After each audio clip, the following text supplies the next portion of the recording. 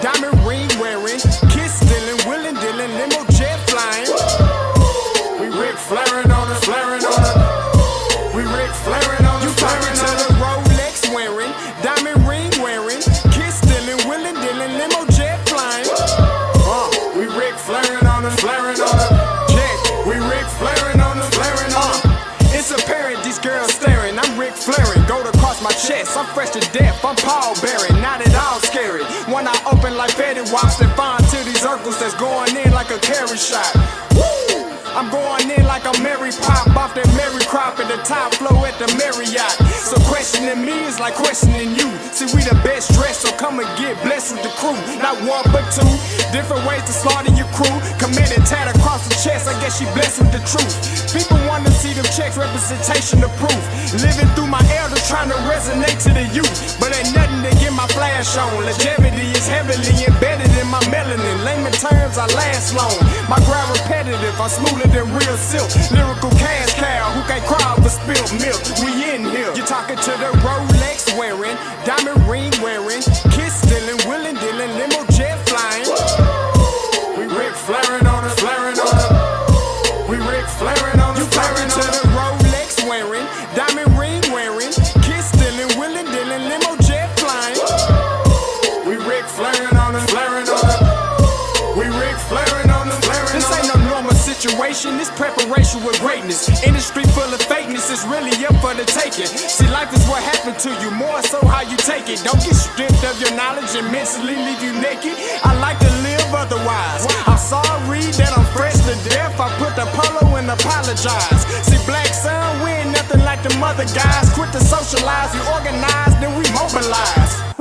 Off the deep end like a scuba diver. And no confusion, just keep it pushing like Uber drivers. Woo! Business fresh just like a supervisor in a Gucci visor. Can't find a smoother rhymer. You're talking to the Rolex wearing, diamond ring wearing, kiss stealing, willing dealing, limo jet flying. We Ric Flairin' on us, flaring on us. We Ric Flairin' on us. You talking to the Rolex wearing, diamond ring wearing, kiss stealing, willing dealing, limo jet flying. We Ric Flairin' on us, flaring on us. We Ric Flairin' on us, flaring on us. Yeah, DQ baby. Shout out that boy Nigga for that fire track. Hey, Black Sun, sun up. What's up, Vinny Vegas? What in Vegas? Yeah. Shout out Pharaoh's Kids, D-Phase, yeah, Bubba C, yeah, Ric Flairin' on them, Ric Flairin' on them, Ric Flairin' on them, Ric Flairin' son up. Hey, yo, Scotty, you going crazy for this one. We see what you're doing, we salute you.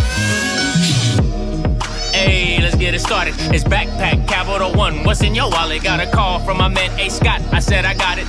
Love that you highlighting all of these black colleges. Try to pay me for doing this. Look, bruh, if you don't get off my line with that foolishness, voice of the swag, pull up where you at, no cap. If the Brody is speaking the soft facts, my advice, tune in to every show. Captain Petty, but we know that the sergeants with the smoke. Speculate, just tell me what is we doing. Get into it, okay, look, I'ma say this and keep it moving. My boy Scotty, man, he offered the least. Black grad, paying college, I'm glad that he called me. Walk it, cause we all been taught that talk is cheap. Even primetime knows Scott for the HBCU streets.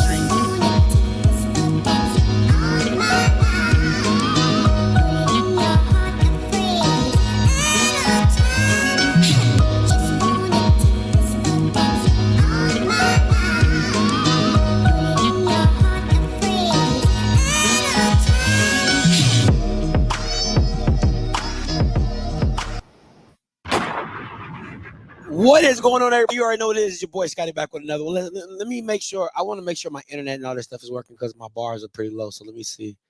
I want to make sure we good before I get going. Let me know if I'm fuzzy. Let me know if you can see me, can't see me. Let me know. Please let me know in the chat below.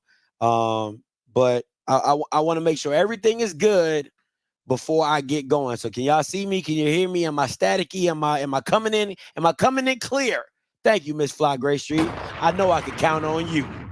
I know I can count on you. Is my sound good? I need you Bammers to hear me today. Because I just want to be very clear. I want to make sure everything is good to go. Because when I go, I'm about to go. Okay, I just want to make sure, because when I go, your boy's about to go. Now, let me be very clear. All right? Let me be very clear. She said you sound a little stuffy. My throat's a little sore, but here we go. Let me say this. Today's show is I'm not speaking on behalf of the bodies. Let me just be very clear. What they do is what they do. I'm speaking on this situation as a friend, as well as something, the information I've been given, and as well as just my feelings involved in the whole situation, right? Now, let me be very clear. Is Steven Fox News Gaither can get on Twitter and back a horrible AD, I can come on my own platform and support Andrew Body. I'm sorry. Andrew Body! I can do that.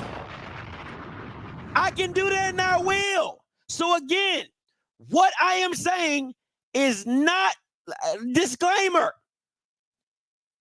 The rules and shows of today is not being sponsored by the Bodies or Andrew in any sort of way. Alabama State. All the views and opinions of this show is sponsored you strictly by Abrion Scott, aka Scotty. So I just want to be very clear on where we're going today, because it's going to get a little finicky. It's going to get a little messy. That's why I have no allegiance to no school, because I wouldn't be able to do that if I didn't. All right. I just want to be very clear. I wouldn't be able to do that if it wasn't. So he said, you're cutting out. Let me see. I'm going to ask my wife to keep track of my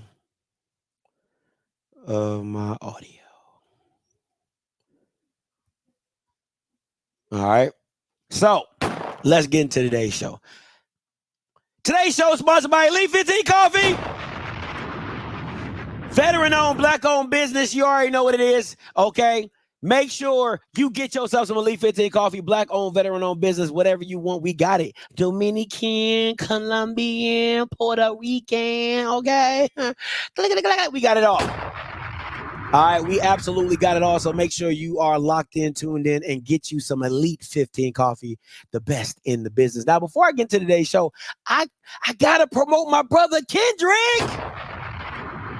As well as the Coach's Corner will be coming on completely, not like directly after this, but after this. So make sure y'all tune in to Rocky, Coach Cole, Mr. Campbell, giving you and breaking down the HBCU football in only in a coach's perspective with the guys around them, man. So make sure you guys are tuned in to Coach Cole and the Coach's Corner with Rocky, Mr. Campbell, as well as Coach Cole. And on Wednesday nights, come and check in the rebuttal with my boy Kendrick. Talking D2 football. Listen, the SIAC has got to pull themselves up off the mat. He know he hot, he mad. You know what I'm saying? They got molly-whopped by the CIAA. So make sure you guys are tuned into that big-time show doing big things. And he's going to have some special guests for you on this Wednesday. So make sure you are tuned in to that. Again, Coach's Corner on Tuesday. Me and Mike, you already know me and Mike bringing that heat and smoke on midday Wednesday. And then Kendrick is coming on you Wednesday night. All right, D2 football. Make sure you're in full attendance for that as well. Now, I want to talk about something today. I don't really talk about Connor Manor that much, right? Because everybody's it's pretty much like the countdown for his job. That's pretty much where he's been at. That's pretty much where everybody's been, right? On the countdown to his job. But I want to I like what he did today. If you watched the coach's call today, I gotta give kudos and credit to what Connor Manor did today, because he essentially called out his colleagues and said this. Shout out to Mo for asking the question. Everyone know, like, what was kind of the chitter chatter that you and Coach Freeze had, maybe, prior to the contest? Yeah, I mean, we just chopped it up a little bit. We talked about. First of all, I congratulated him on getting that job and done such a great job to get that job, and congratulate him on his recruiting class from last year, and then the one he had this year, the number 5 class right now, with over 15 uh, ESPN 300 top players. So, and then we just talked about the portal and the way the landscape of the game is going, and adding the 20, going from 85 scholarships to 105 scholarships, and the NIL deals, and kind of making people earn the NIL deals and things of that nature. So we just chopped it up real good. He told me good luck. I told him good luck, which he didn't need the luck. I needed it. But other than that, it was okay. All right, thanks, Coach. But Mo, I'm willing to do that every game. I look for other head coaches every game to do that, and I think we should do that. That's just part of the game. The head coaches should go out and chop it up. Okay, Nick Saban and Dabo can go out and chop it up for 5-10 minutes, but we get in our games. Some of our games, the other head coach don't even come. I don't talk to all our head coaches in our league, and I know all of them can hit me right now. But I'm willing to do that. We should do that, but we got some guys that won't come talk to me before the game. I don't know what's wrong with these guys. I mean, just come to shake hands, man. That's what you're supposed to do. You know what I'm saying? But we don't do it all the time. But it's okay with me. They don't. But it should be something that you should do, man. It's just what you should do. It's the right thing to do. So it is what it is. If they come, we'll shake hands. We chop it up. If they don't, we won't. Let me say this. I 1,000% agree with what Coach Maynard is saying. And the reason that I 1,000% agree with what Coach Maynard is saying is because, one, you expect this from the players. How can you now? Don't get me wrong. Games can go sideways, and it gets like, chippy, and so you just tell your team to go into the locker room because it's chippy, right? But you expect players to have poise, to control their emotions on the field, off the field. You expect this from players. And as a head coach, you can't go up to another head coach and just chop it up for 5 to 10. I 100% agree with Maynard. 100% agree with Maynard. And listen, Coach Maynard is not always the guy that should be championing certain things, because he likes to get underneath people's skin, and he says certain stuff. He's a front runner every now and again, yes.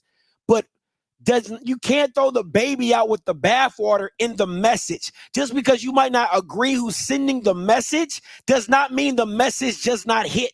This message hits. I wish he would have called the coaches' names out. That would have been even better. But you knew he wasn't going to do all that. But I got to give kudos to Coach Maynard for saying this. Like, bro, we see it. You see it at PWIs all the time. And listen, unless they have an ongoing feud, right, then those times you don't see those coaches talk. Maybe if the coach says something wrong about him or whatever, right? Got it.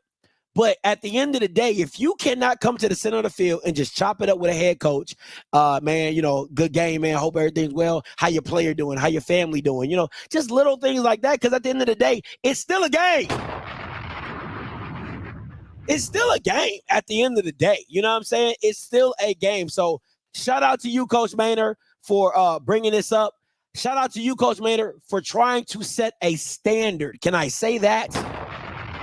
Once again, I'm not going to say that just because you might not agree with Maynard or how he's conducted himself in previous stints does not make this message more valuable. It has value in the message. So shout out to you for trying to set a standard within the SWAC, within coaches. You get what I'm saying? So shout out to you. I appreciate that. I really do. So I wanted to give Coach Maynard kudos for calling them Bamas out. Really would. Now, you know what today is. You saw the thumbnail. These ninjas in hot water, and you can't tell me they not. You can't tell me they not. I done got text messages from everybody. I don't want to say everybody. A lot of Bamas from Bama State have been texting me, DMing me, all that type of stuff. I'm still waiting for Eric Carver to respond to my text messages. It's real funny when you want to be an Alabama State alum and when you want to take that tie off. Still waiting for the responses. Yeah, you, yeah. Mr. Big Booster, yeah, waiting for them text messages to come in. Uh-huh. Yeah, because if you would have, I ain't gonna go there. Anyway, these jokers in hot water. But before I go there, I want to give a shout out to Mr. Body. Mr. Body reminded me of something that I said, and I was surprised when he brought it to my remembrance. I said, I did say that. I sure enough did say that. And it's funny that you would bring that up to me right now. I'm going to go find that clip because I stand on what I say. And it's funny how I was already premonitioning what was coming. So let's go down memory lane, shall we?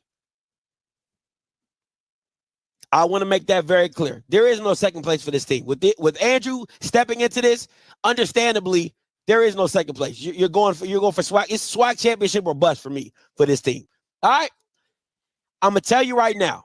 I'm telling you right now. Look at me dead.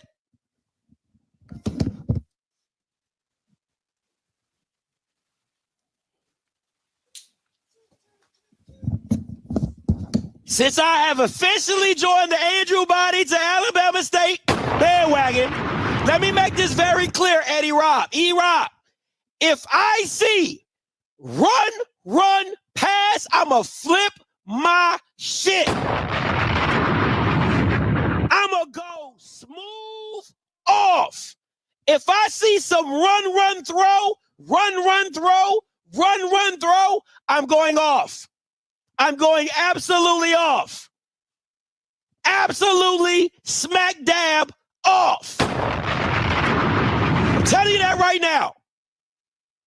Ain't no if, I swear to God, if I see a run heavy style offense, I'm going to go smooth off. Every game. If I see you run the ball 45 times in a game with Andrew Body, I'm going to go smooth off. Just give me the warning. Don't say I didn't tell you. Don't say I didn't let you know. So it would seem that today is that goddamn day. It would seem that today is the day of reckoning. Because one thing about me is I'm going to stand on business. And I'm going to stand on what it is. Now, I told you what was coming if you pulled that dumb shit. I told you. And I want to be very clear. This has nothing to do with the bodies. This has everything to do with you being a head freaking coach and being a horrible one at that. And I sat back and I thought and I was pondering to myself and I was like, he loved to throw out with Dion. Oh, I'm SWAC, he ain't SWAC. Oh, I'm SWAC, he ain't SWAC. But when I really thought and broke that down, I said, what is he really saying? That really came to my conscious mind. I said, what is he really saying? What he's saying is he's an average coach. Because if you were truly SWAC coaches were innovators. SWAC coaches were leading in the field. PWI coaches used to go to SWAC coaches to learn. Nobody is coming to you to learn. Nobody is coming to your...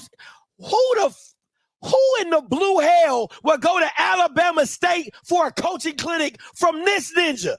Who would do that? Who would do that? Who would pay their hard-earned money, go to Montgomery, Alabama to learn from the Jeff Fisher of the SWAC?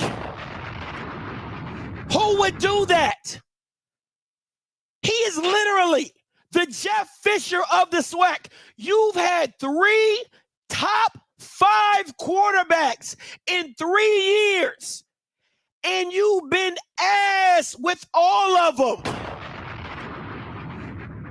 And then you always give this half-ass answer or these half-ass, smirky-ass answers, kind of like Dooley, but you try to throw a smile on it. See, Dooley didn't put no smile on his snarkiness. He tried to see like, he would try to talk to you like he the smartest in the room. See, what you do is you're snarky, but you got that real estate energy in you, so you add it with a smile. That's the issue. And I want to be very clear for anybody that has a problem for what I'm about to say about Eddie Robb or Jeff Fisher of the SWAC, Mr. 7-5, Mr. 7-4, right? Be very mindful of what college athletics has become. Be very mindful, because I'll tell you this right now. If Eddie Robb was coaching at Florida State, he wouldn't be able to make it down the street in Tallahassee.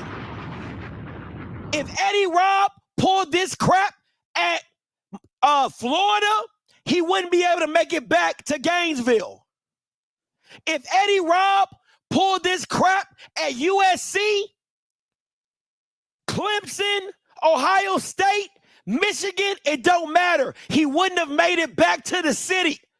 But when it comes to HBCUs, you have this pastor coat-like feel around the head coach who's ass. He is one definition, one word, point blank, period. He's ass. That's what he is. Bold, beautiful letters. Capital A, capital S, capital S. He's ass. Because if you continue to do, the definition of insanity is doing the same thing and expecting a different result. He's done the same thing for 3 freaking years. 3 freaking years. When he first got there, he did a 2-quarterback system. His second year, he did a 2-quarterback system. His third year, he's still trying to make excuses for having a 2-quarterback system.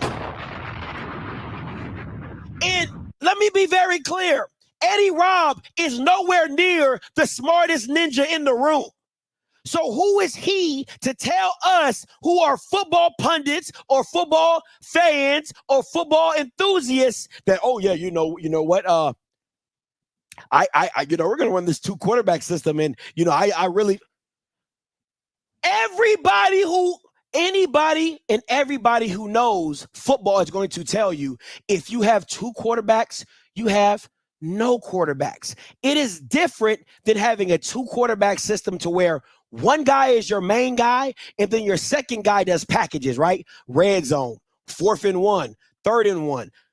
Short yardage packages. That's completely different than you trotting niggas on 1st down, 2nd down, 3rd down, 4th down, 1st down. So it's completely different. And you're not smart enough to do it. You nor Chris Barnette are smart enough to do it. So stop it. Stop. If nobody else told you, stop it. You're not smart enough to do it. You're not creative enough. You're not smart enough. Period. The only reason the game was even in hand was because of Andrew. Not because of Chris Barnette. Not because of Eddie Robb's genius or Chris Barnett's genius. All Andrew did was be a good husband and protect his wife. That's literally all Andrew did. That's literally all Andrew did. Andrew was being a good husband, and Eddie Robb, Chris Barnette out there bumping their gums, doing stupid stuff, and here comes Andrew Body to the rescue. Superman in it. Lois Lane, always finding himself in some shit. You know what? Eddie Robb was Peach, and Andrew Body was Mario. Peach, how you always get caught by Bowser? How you always getting kidnapped? How you always in some shit? And here come Andrew Body, like Mario.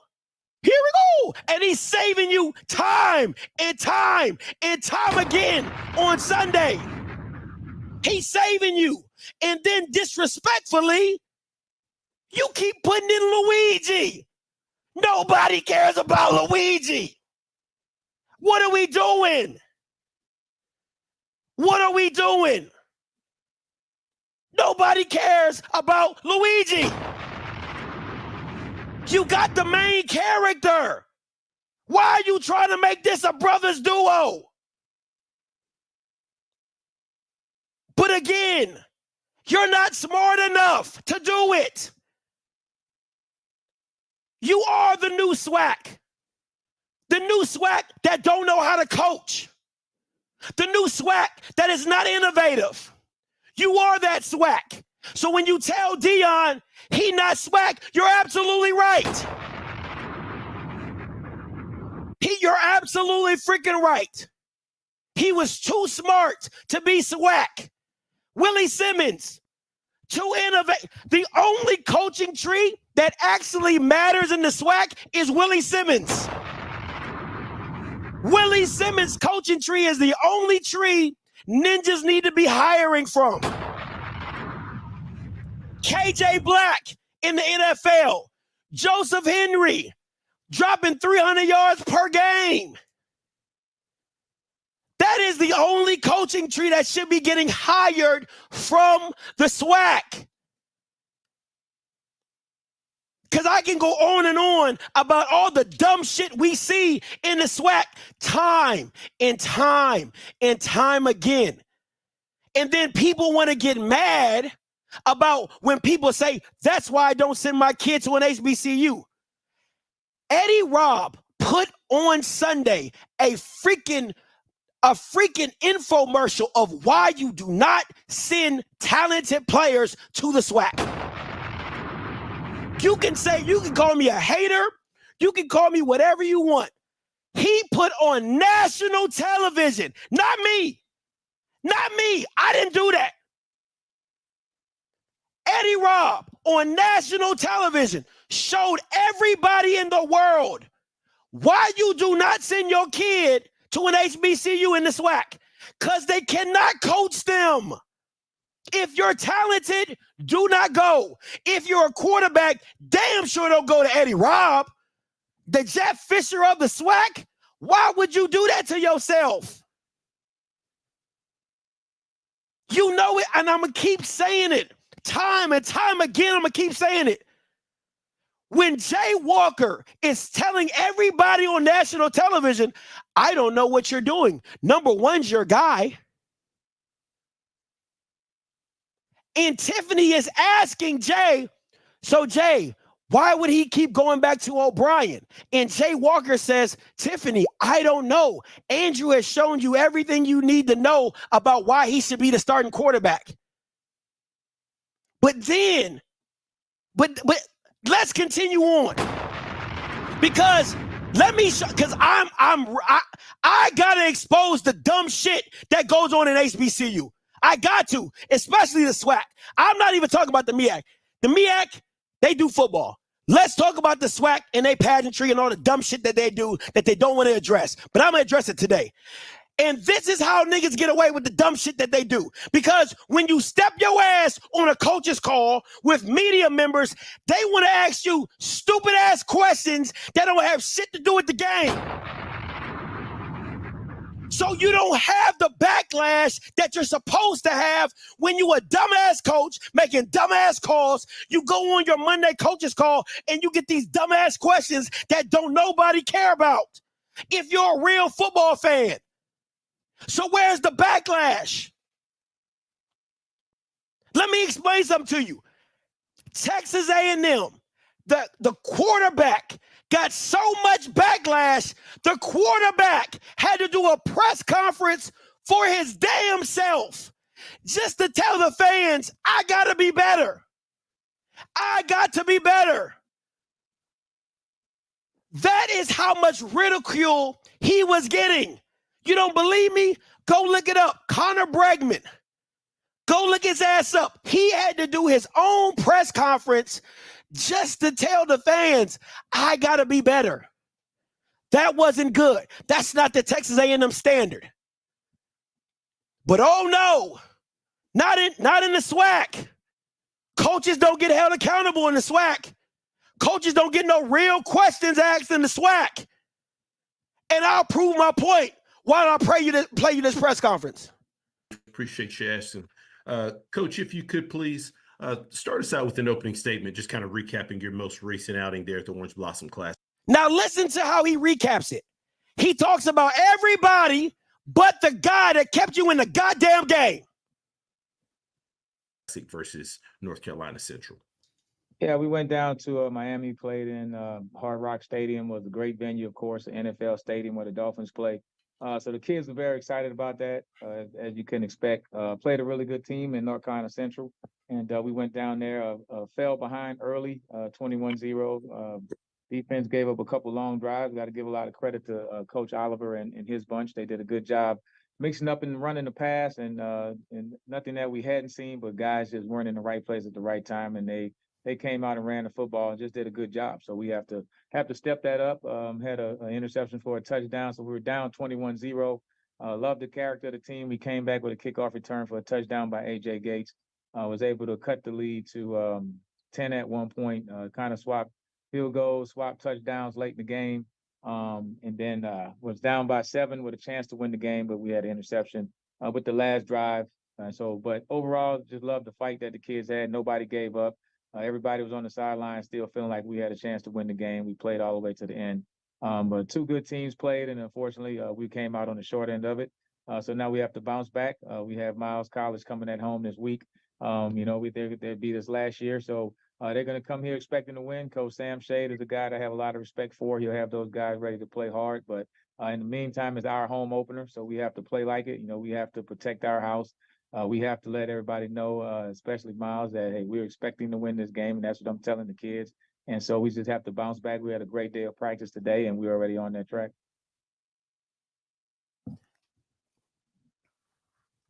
Now, let me get this straight. You bring up A.J. Gates, and A.J. Gates is amazing. I talked about A.J. Gates in the spring game, so I know what he is. Fast, fiery, like boom bop, got it all. A.J., no shot towards you at all. You had a great game. My question is, how do you not bring up the guy who kept you in the goddamn game? If it wasn't for Andrew, you're not even in the freaking game. How does he not even get mentioned in the monologue?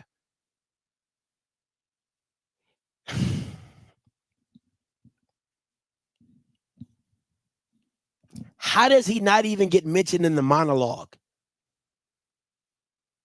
He's the only reason you're in the game, my guy. Are you shitting me? Are you shitting me?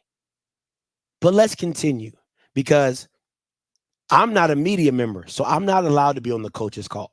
But there are other podcasters that are. Let's see what questions they ask, shall we? Appreciate those opening comments, Coach. First question goes to Doc Holliday. Coach Robinson, how you doing, Doc Holliday? Pretty good. How's it going, Doc? Doing good. The big question of the day is Andrew Body's injury. The big question of the day is Andrew Body's injury. What is the prognosis of his injury from Saturday? Okay.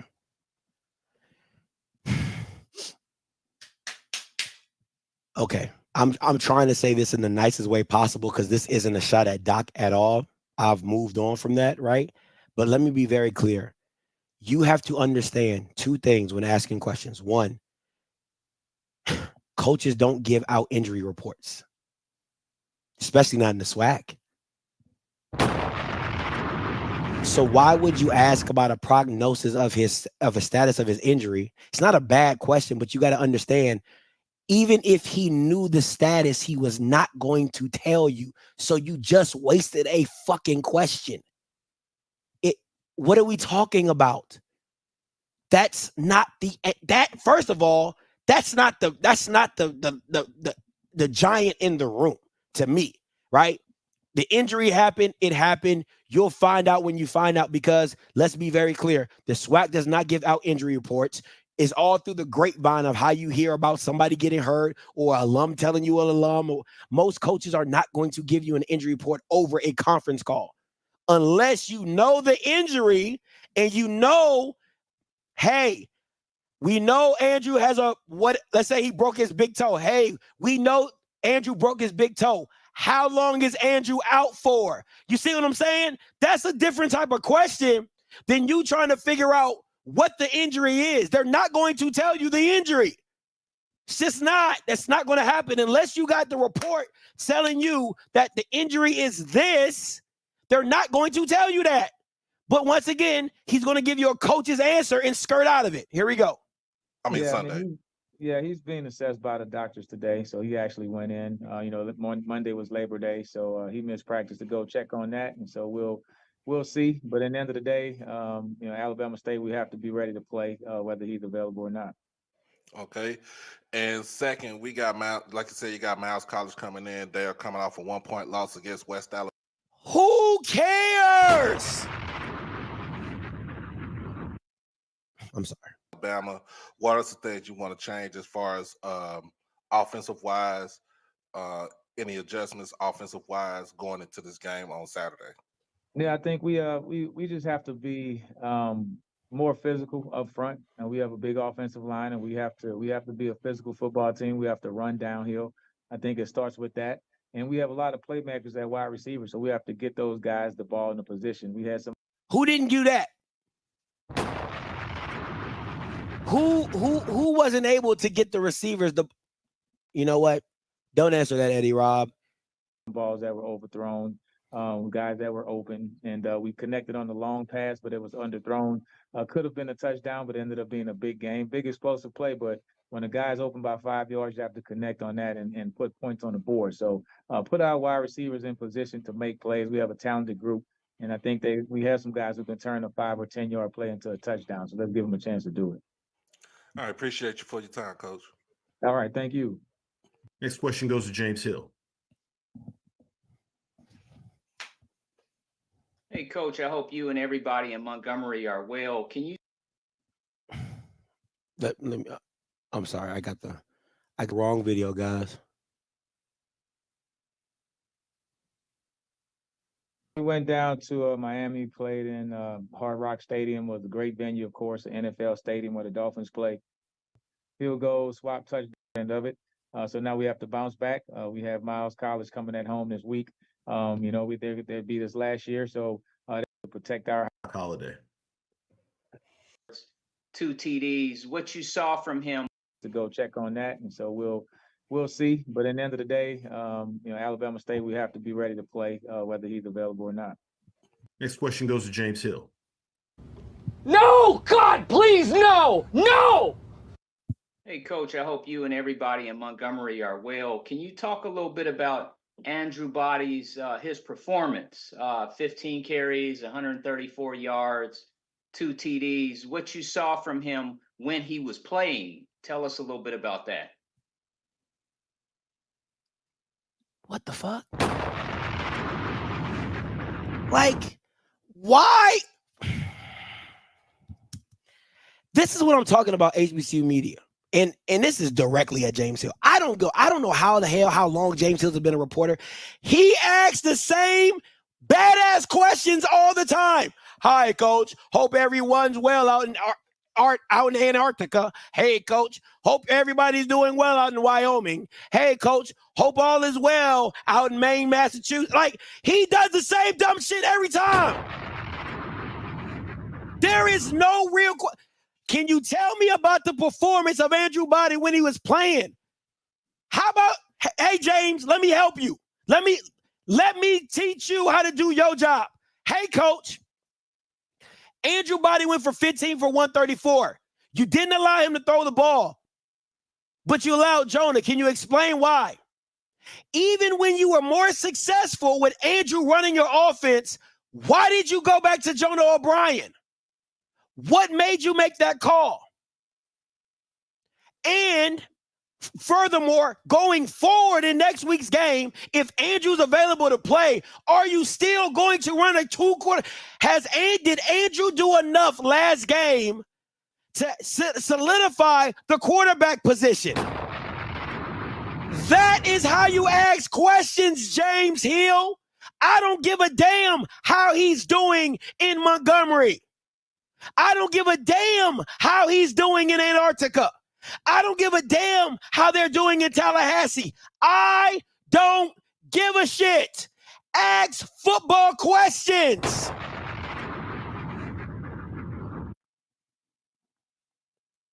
Why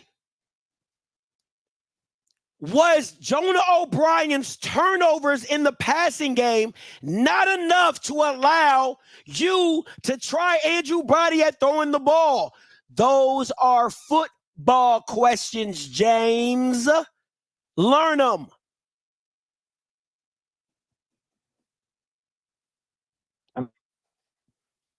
Andrew Body. I mean, that's the reason he came here. It's the same things that we saw him performing like that against Texas Southern. I mean, for Texas Southern in the SWAC. I'm sorry. Let me back this up. That's not the reason Andrew Body came there.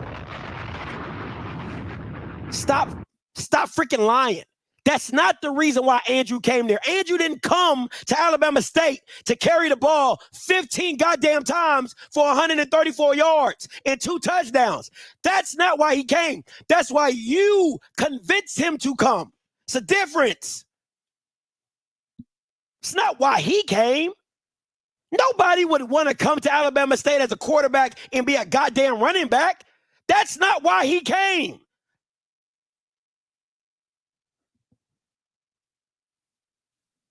Andrew Body. I mean, that's the reason he came here. It's the same things that we saw him performing like that against Texas Southern. I mean, for Texas Southern in the SWAC.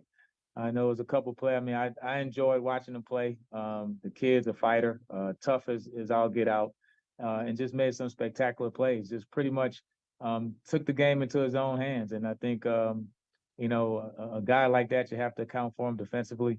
I know on one of the long runs, he was fatigued. He came to the sideline, and I was like, hey, man, so you've been working all summer, getting in shape. This is the moment for you. You went back in there and scored a touchdown. So I think guys like that, you love to coach because you cannot question his love for the game. And that's what we preaching to the kids. Guys like that, you love to coach. Guys like that, yo non-coaching ass should be lucky to have. Jeff Fisher of the SWAC, you should be lucky that Andrew Body walked through your front gate. Lucky. Chris Barnette should be lucky that Andrew Body walked through your front gate. How can you say you lucky to coach him and treat him like a redheaded stepchild? Where they do that at? No action you took on Sunday shows me that you understand the value of Andrew Body. Point blank, period. Do you love football? Next question goes to Mona Stapleton. Now, let me say this about T, right? Tamona was actually the only one who asked the question in a way that she just didn't know how to phrase it. But she asked the question that the other non-journalists didn't ask. So you gotta give kudos to Tamona because she asked it. She was on the right track, but you know, you can tell how somebody's talking. They don't want to offend somebody, right? So she didn't want to offend him, but she wanted to ask the question, but she didn't really know how to phrase it the right way. But she still asked it in her own way, right? So shout out to Tamona for asking the question. Good morning, Coach. This is Tamona Stapleton from She Loves the Podcast. How you doing today? I'm doing great. How are you today? I'm good. Moving into week 2, what strategy will you have for your offense? Is this the dual quarterback system? Is that something that you're just testing out, or is that something that you plan on continually using throughout the season? Yeah, man, I think both Body and Jonah O'Brien both had just fantastic fall camps, and I think it was just fair to both of them. There's no possible way Jonah beat out Andrew Body. Unless y'all was playing 7-on-7 all practice, there's no freaking way that the white boy that I saw out on the field beat out Andrew Body in practice. There's no way. No way. those guys to let them both play. And usually that type of stuff works itself out. Sometimes one guy moves ahead of the other guy, and it's obvious who should be the main guy. That was happening. That's what happened on Sunday. It might not have happened in practice. You would want a guy to show you on game day that he the guy. It's not always going to come in practice because I tell people, listen, anybody who has my number and anybody who's talked to me, all the way from FAMU people to Jack State people to Alabama State people, when they bring up practice to me, I say I do not care. Let me explain to you what happens in practice. You have a few different versions of practice players. My coach used to say, one, you have the practice all-star. The practice all-star is the guy who already knows the play, so he's jumping it, right? He's like, oh, I know what's coming. Oh, so they jump it, or they try to beat you to the spot. And my coach would be like, okay, practice all-star, right? Then you have another guy who goes hard at practice because he knows the people on his team. If you play football, you understand, right? If you're in practice, you know who to go full speed with and who not to go full speed with, right? So if I'm a receiver. I would tell my quarterback, hey, listen, I got such and such on me. Oh, I'm going to do him up. Hey, let's run this go ball, right? But if I got to go across the middle and I know my linebacker, my starting linebacker, he don't know what a walkthrough is, I'm not going to go full speed. I'm going to tell my linebacker, hey, man, hey, it's a walkthrough. It's a walkthrough. Don't hit me. You don't hit me, right? You have those type of players. So you understand who goes hard, who's that guy. That's like being in practice with Aubrey Miller. If you're a running back and you're at practice with Aubrey Miller, when Aubrey Miller, all Aubrey Miller knows is 100. He don't know 90. He don't know 60. He don't know 20. He just know 100. You're like, hey, Aubrey, it's a walkthrough, my nigga, okay? Don't hit me. Don't hit me. Okay? You know. And then you have the superstars who don't like practice. You got the superstars who come out late. They got their helmet unstrapped. The laces don't be laced up. They not taped. They got the back flap all out in the open. They hate practice. But you know when the lights come on, those are the guys that hey, man, you locked in? You locked in? You ready? Those are the guys you don't have to ask if they're going to come up and show out. There's levels to football that if you've never played the game, you don't understand all the nuances of players that you have in a team. You know, then you got the superstars who take practice super serious. Like, hey, why don't you know the play? Why don't you know this? Do your shit the right way. Hey, man, get your shit out. Hey, we got to be ready. We got to be on it. Hey, you have all those type of players on a team. So when you're telling me about all these transfer portal guys that come in, I don't know how they are at practice. I don't see them every day. So the only thing I will go by is what I see on the film, what they put out on game film. That's when I know he shows up, he don't. He gets big, he gets small. He's not good, that kid's special. Because great players find their way in the light. Great players find their way to the football. Great players find ways to make plays. It transcends the time of football. It's been the same. So that's why I don't get all caught up in what's going on. Like when you hear the mass meetings talk about, man, we saw these guys in practice, and in practice they look good, and in practice they do this. Because when you go against the players enough times, you know who you're going to kill. You know who can't stop you. You know who you're going to get some competition with. You know who, he's going to make me better. Like, you know all that. You know all that. So I can't stand when I see players like, man, I'm telling you, unless you got an All-American going against a new guy and he just whooping his ass, you're like, oh, that nigga, ooh, okay, right? But also, it's so many variables. That's all I'm saying. It's so many variables. So when you tell me, oh, they had really good fall practices, okay, that's great. That's great.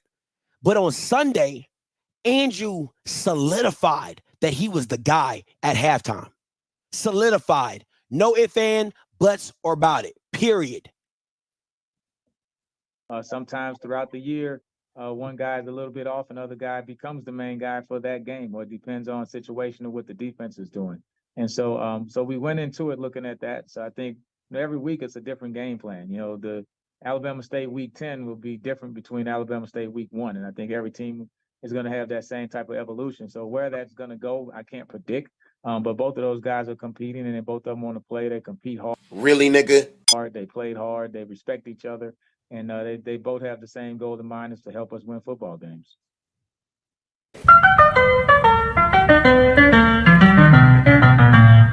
Motherfucker.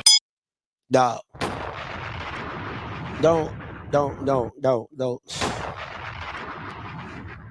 Don't listen to this, man. Don't listen to this, man. Don't listen to the fluff that he's feeding you. Like, this is what I'm simply saying when I say HBCU people do not care about football. Because if you truly cared about football, you would not let this injustice go of, one, how the SWAC does its coaches calls, because that shit is whack. Everybody get 4 questions and you move on. Like a game can be summed up in 4 freaking questions. And then this is what makes it even worse. When you do your own publication, or if the school does their own coaches call or whatever, nobody asks the hard questions. You know what I'm saying? Nobody asks the hard questions. Everybody's so scared to lose their access. Everybody's so scared to lose their access. Everybody's so scared to, I don't want to offend the coach. And if I offend the coach, and everybody getting mad at Dion, but HBCU media been doing that for years. Let's be very clear. People was doubting Dion for not answering questions or not doing this or intimidating people. HBCU media been doing that shit for a minute. HBCU coaches been doing that shit for many years. Many years. When you got a head coach at Alcorn, Fred McNair, who has a radio show, and you get mad because the fans are telling you your OC is ass, and you pull out of the radio show, that's weak. That is weak. I keep telling y'all, that is why none of these niggas will ever coach at Power 5, because they don't understand criticism. That's why they love being in HBCU. And they can tell you all this stuff. Oh man, I love raising black men. And I love a challenge. And no, you don't like criticism. If you went into a white space, if you went into a white arena, if you went into an environment that held your ass accountable for every little thing you did as a coach, you could not take it. You couldn't take it. The only coaches that could make it at Power 5, Willie Simmons, Trey Oliver. That is it. Larry Scott. I think Larry Scott could take it too. Right? The rest of these niggas couldn't take it. They don't have the charisma. They don't have the je ne sais quoi to be like, I'm that dude. Trey and Willie, they got that I'm that dude energy. It don't matter. They got that put me in a jungle, I'm going to come out with a chinchilla because I'm that dude. Those are the only 2 coaches that can make it at that level because of the mentality that they have. They understand what comes with coaching. They understand that criticism is going to come. Willie Simmons embraced the expectations that was put on him at FAMU.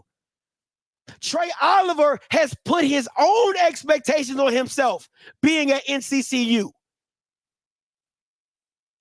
So it just boggles my mind that y'all Bamas let these coaches run ragged like they Hollywood superstars. Terrence Graves should never turn anybody down to do an interview. Who are you? And Mickey Joseph, you're absolutely right. Mickey Joseph, right? Who is Terrence Graves to be getting mad? Wearing an 8X jacket. What are we talking about? Who is the Bama from UAPB who getting drugged every year? Who are you to turn down interviews? Who are you to tell somebody, I don't want to talk to you? I don't want you to ask me hard questions about why my team sucks. Who is Kendrick Wade at Mississippi Valley to be like, oh, I don't want to answer any questions about why I keep starting Tyrone Williams? You get what I'm saying? That's part of the job. If I'm paying you $100,000, $200,000, $300,000, Bama, you better answer these goddamn questions. But they don't understand that. They don't get that. Nor does the HBCU fans and alums understand it either, because they're the ones trying to protect them. Why are you asking my coach such hard questions? Why does he need to answer that? He's just fine. He's doing just fine. He doesn't need your questions. He's doing just fine. Knowing you want to know. Knowing you want to know. I mean, I would like to know why he went for it on 4th and 2, but I don't want to be the one to ask.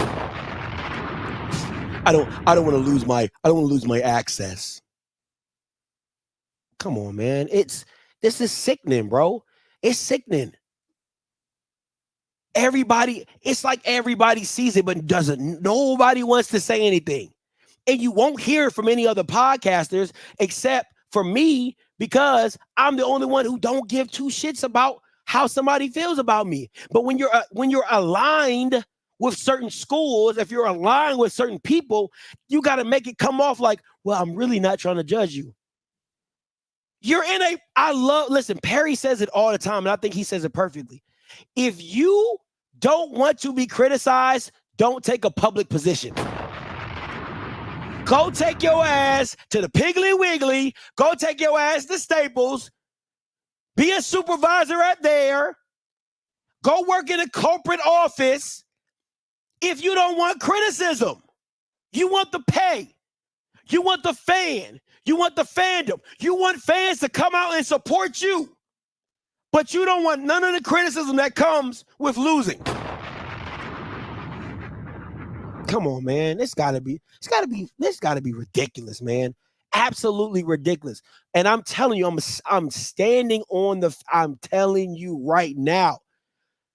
I mean what I say when I'm telling you. None of these coaches, probably Coach Chris Dishman. I like he's a bit of an asshole, but he be coaching though. He a bit of an asshole, but he be coaching. But I'm telling you, I'm standing on it. None of these coaches, other than Willie Simmons and Trey Oliver, are Power 5, G5 worthy, because they cannot take criticism. They can't. They don't know how to. They're so freaking thin-skinned. It's crazy. All these ninjas are emotional. You getting paid $200,000 to $300,000 to coach a fucking game, and you're that emotional about it? But you want all the praise and recognition. Let's continue on. Now, let me give you a little word on the street. Word on the street is this, and you can take this to the bank. Both these ninjas is out.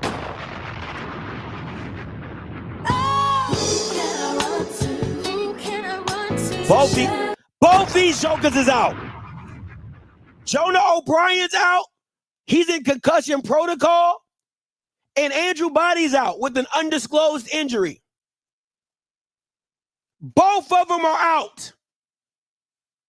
So now you wondering, Scotty, who they got on deck?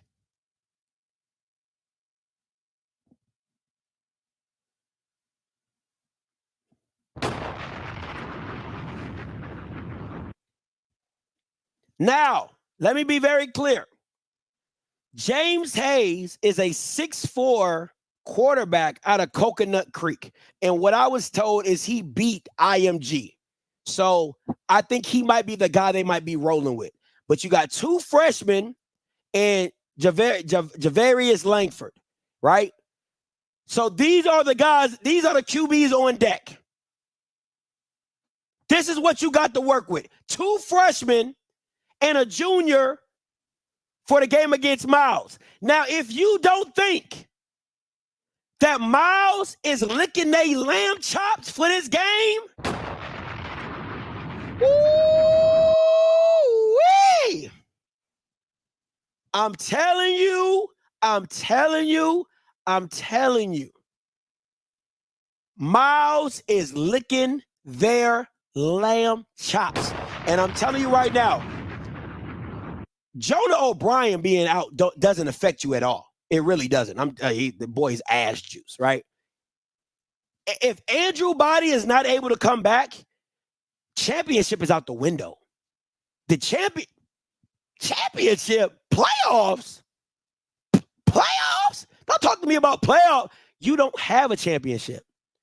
Number one in the SWAC is done for. And I'm telling you right now, I swear for Lord, I swear for God, I put this on everything I love. Anytime, as long as Eddie Robinson is at Alabama State, any quarterback that signs to Alabama State, I promise you, I will do a show and tell you that this nigga is a quarterback killer. I'm telling you right now, once is a one-off. 2 is a pattern. 3 is a habit. He is a quarterback killer.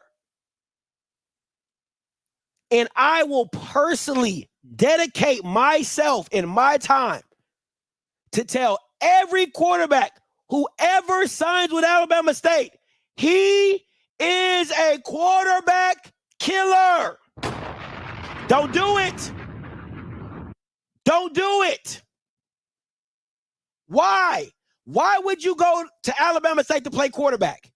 Why would you do it? It's like going to Navy and wanting to play wide receiver.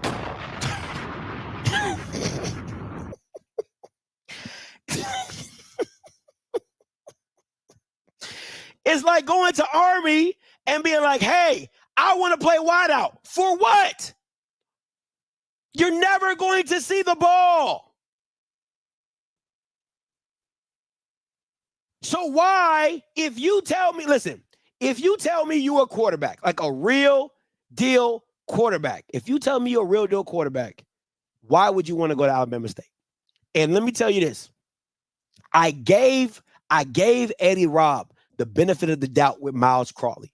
I did. I gave you the benefit of the doubt with Miles Crawley. He wasn't your guy. You didn't want him. You brought in Demetrius Davis. You thought you had a guy. I let that slide. Miles Crawley ends up being the preseason SWAC player of the year. Alabama State fans act like it never existed. Oh, you know, it's okay. Okay. All right, whatever. Let that slide. You get Damon Stewart. He has to go through the 2 quarterback system. He comes in, gets the FAMU game, plays really well, has you in the ball game. He runs the table for the rest of the year. He looks good. He tells me, Eddie Robb looked me in my face and told me he was wanting to run the ball more. That's what he told me. So, I told the bodies this when Andrew was, when they say, hey, Scotty, we looking at going to Alabama State. I said, hey, great facilities. Heard they love football. They take care of their players down there. But you don't want to go there as a quarterback. No. Trust me. I'm telling you. Damon Stewart, who just left, and this was the kicker. I want to be very clear. This is when I knew Eddie Robb had fucked up. This is when I knew Eddie Robb really fucked up. Damon said, Scotty, I loved Alabama State. I loved it. I loved everything about it. So for a kid who didn't want to leave Alabama State, that was pretty much pushed out the door because the quarterback killer wanted to run the ball more. Do you see where I'm going? Do you see where I'm going with this? So when I make the statements that I do, and I say the things that I say, I'm not saying it off the premonition of I'm just making stuff up off the top of my head. I'm collecting and gathering data from people that I talk to, people that I've seen, people that, reach out to me, text me, all that type of stuff. I'm bringing it all together to then lay it on the table in front of y'all and say, hey, this is what I've been told. This is what's going on. And this is why I feel the way that I feel. And then when it comes back around full circle that I was right, best believe I'm going to stand on it. Best believe I'm going to stand on it. Again, if you're just now joining me, I want to remind you of what I said when Andrew decided to go to Alabama State. I want to make that very clear. There is no, when people say, damn, Scotty, you going hard. Damn, Scotty, why you acting so wild? Damn, Scotty, let me play something for you. Let me show you exactly why. Second place for this team. With Andrew stepping into this, understandably, there is no second place. You're going for SWAC. It's SWAC championship or bust for me for this team. All right. I'm gonna tell you right now. I'm telling you right now. Look at me dead.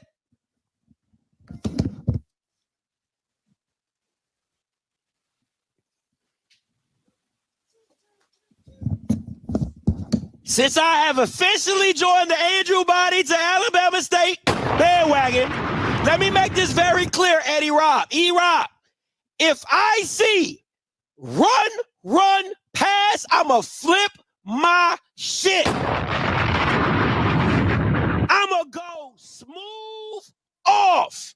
If I see some run, throw, I'm going off. I'm going absolutely off. Absolutely smack dab off. I'm telling you that right now.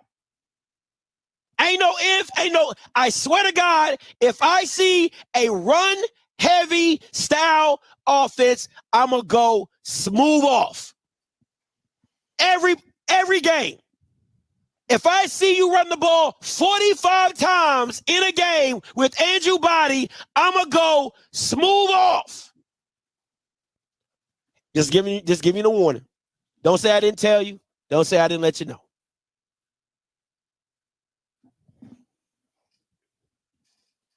Oh, goddamn.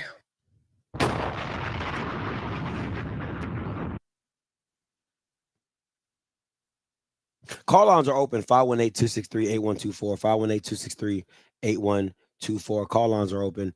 Let me just say this, right? You are the only participant in the conference. All participants are muted. The one thing about me that I keep trying to tell y'all, the reason that you watch me is because I'm giving you the information. Like, I'm giving you the information right in front of you. God has blessed me with a very unique talent that I'm able to see. I'm able to scout. Let me just give me a little time, right, as I cook. All I have ever known in my life is sports. Right? If I had my mom on here, she would tell you at 6, 7, 8 years old, I would be arguing with a grown man about penalties and flags, and that was pass interference. Like, that's all I've ever known. When I went to the military, do IT, and I get out, I still felt lost because I feel like the only thing I know is sports. Like, sports is ingrained in me. I'm the guy when you see, like, I go and watch film. Like, that's what I do. My wife would tell you I'll be up 2, 3 o'clock in the morning watching film. That's what I do. So when I come on here and I tell you something, because I don't tell y'all everything, because if I told y'all really everything that be going in my head, y'all would be like, damn, Scotty, you really be hating. Because a lot of players that people are really high on, I'm not high on them. But I come on here and I don't say anything because I don't want to feel like I'm just bashing players, right? Like, this all the time. Scotty's always bashing these players. It's not that. It's just that if you actually go watch the tape will tell you that they're not as good as you think they are. And that's all I'm here to do. There's players that I really am high on. And have I missed? Absolutely. I missed. I'm not perfect. I missed. Just like everybody else missed. Like other scouts who miss, right? I missed. But all I'm telling you is I've hit more than I miss. And my hit ratio is damn near 80%. My hit ratio is damn high. I did that video when he committed to Alabama State. I didn't watch the spring game. I didn't see a practice. Andrew didn't call me. Nothing. I did that when he announced he was going to Bama State, and I told you what was coming. I told Eddie Rob what was coming. So when I tell you that it is what it is. I didn't miss on Isaiah Land. I told you he wasn't going to get drafted. There's not many. I told you Isaiah Land was not getting drafted. I told you Akil Glass wasn't getting drafted. I told you Isaiah Land wasn't getting drafted. I do not miss very often. I really don't. That's just me. So, this is what it is. Let me see where we're going with this one. I'm going to go 5193 coming to you. Hey, Scotty, thank you for taking my call. It's another season. I'm thankful that you're still here in the SWAC and enjoying yourself. I want you to come on down to the Southern game down here to Jacktown. But I was calling in to say this. I thought you were just hyping up Andrew Biden because I really didn't watch him play. I have those blue and white goggles on. I don't really see. And so, but I'm being honest. We both Scorpios, just being honest. So I got a chance to see the game. I watched the highlights. And Andrew Body is really the truth. I mean, if both of them and Shador was still here in the SWAC, man, it will be, oh my goodness, it will be on. Andrew Body is really the truth. And Scott, I want to say that TC and Eddie was being conservative, but and not wanting the people in the SWAC to see what they had. But there's no reason that after looking at the highlights of that game, there's no reason that Alabama State should have lost that game. There's no reason that you shouldn't have had Andrew Biden in the game quarterback. Man, come on. Then you just gonna argue with Deion talking about he's not SWAC and you gonna play this white boy. See, the thing is, all right, now watch this. This is what I was looking at when I was looking at the game. The same thing we was talking about last year with the white boy, with the brown boy, and we had Jacobian. They wanted to run a RPO style offense, and you don't have the quarterback is not that type of personnel. Thank you.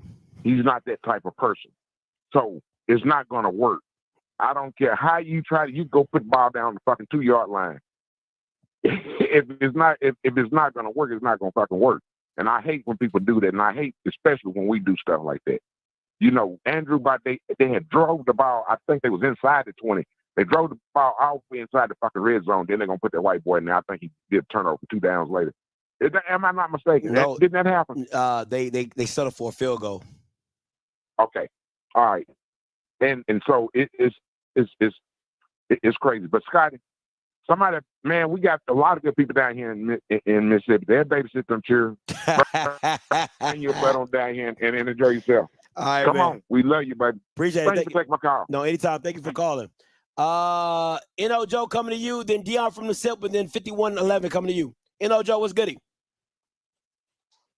What's going on? I just want to call you. You've been right the whole show. You just been wrong one time. You said Alabama got 3 quarterbacks left, and which one he gonna play? I think you meant to say which 2 he gonna play. But he's not known for playing 1. So I'm putting up a poll. Which one of the 2 he gonna kill? Because he gonna kill one of them. So which one I'm gonna survive out of the 2? I'm gone, boss man. Appreciate it, Joe. That's a good question. I want to know. I do want to know how you're gonna run that 2 quarterback set with these guys. Dion from the SIP coming from you. What's up, Scotty, man? How you doing? What's going, man? Talk to me. Man, I gotta commend you, brother. You said it from day one that Andrew shouldn't have went to Bama State. Said that he should have went to the MEAC side, or maybe should have went to the went to a big time FCS. Man, the only thing that I'm thinking that should happen at Alabama State right now, and it's just me on the outside looking in. I'm a Jack State fan. Yeah. But I think that really and truthfully, man, somebody need to sit Eddie Rob down and be like, look, you know how that moving, you fucked up, right? Yeah. You fucked up, right? Yeah. Because my thing is, he had the QB last year. And you said it on your show 2 or 3 times where he was like, man, I wanted to stay at Alabama State, so, but he wanted to run the ball. And then you get to say that you want to be more of a running style team, and you the same thing that you said you wanted to be, you deviate from it by playing the other quarterback. Come on now, it don't make sense to me. Like the gentleman said, the first caller said, man, they want to run the RPO, and this guy couldn't fight his way out of a wet paper sack as far as just being that type of quarterback. Like I said, man, I really think they need to, as Mr. Ford say, he need to bring him to the carpet, and somebody need to sit down and be like, I'm like, man, come on, man. I mean, what are you doing here? You know what I'm finna say. I know a lot of people don't want to hear it. Alabama State, when we see you in Montgomery, JSU by 40. All right, man, I'm out. All right, man. You know what? A week ago, that wouldn't mean as much. Today, that might mean something. That 40 might really hit. 5111 coming to you. Hello, can you hear me? Yes, sir, I can. Look, I want to touch on two things. You talked about the HBCU people not really caring about football, and I kind of have to agree with you on that. I don't think we really cared about football since the 50s, 60s, and 70s when the majority of black players in the NFL were from HBCUs. And right now, my feeling about HBCUs is that we should go to D3, non-scholarship players, because all we care about is rivalries and the band, and we waste a lot of money that we can't afford to waste.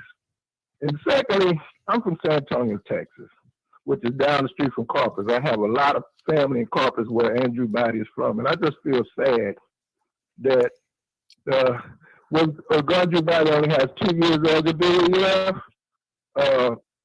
He blows that year here, man, he's not going to even have a chance to go pro. So that's kind of what I wanted to speak on and get your feelings about that. You know what? Listen, I know that might hurt a lot of people's soul about the D3, but if it's like you can't have it both ways. You can't say, and I appreciate the call. Thank you. I'm gonna answer your question offline.